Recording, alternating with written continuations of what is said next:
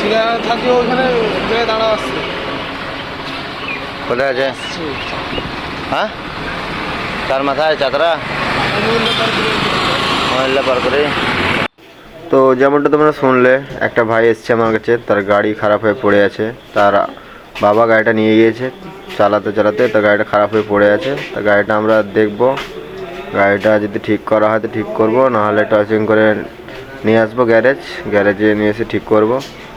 তা গাড়িটা ঠেলে ঠেলে নিয়ে আসছে বলছে, তা গাড়িটা ঠেলতে বারণ করলাম। গাড়িটা বললাম কি আমি যাচ্ছি ঠিক করতে, আপনাকে ঠেলতে হবে না।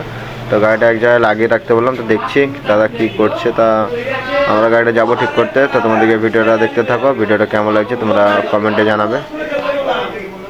বৃষ্টি হচ্ছে, অনেকটা বৃষ্টি হচ্ছে হালকা হালকা।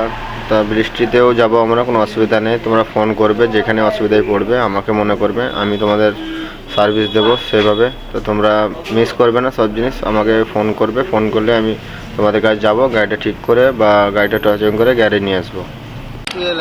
চাতরা হাসপাতাল ওখান থেকে, চাতরা হসপিটাল থেকে হাঁটতে হাঁটতে একটা আওয়াজের জন্য বন্ধ করি না ডাইরেক্ট শুনে ডাইরেক্ট ধরিয়েছে না।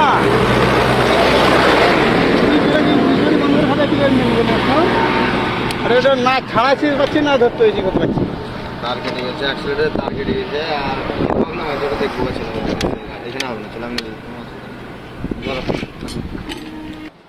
তো BS6-এর গাড়ির রাস্তার মধ্যে ঠিক হয় না।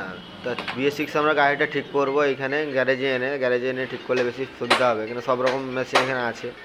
তো আমরা সেভাবে ঠিক করবো গাড়িটা ঠিক করে তোমাদের দেখাবো। এই হচ্ছে আমাদের গাড়ি, ঠিক হয়ে গেছে এখন, সব কিছু ওকে।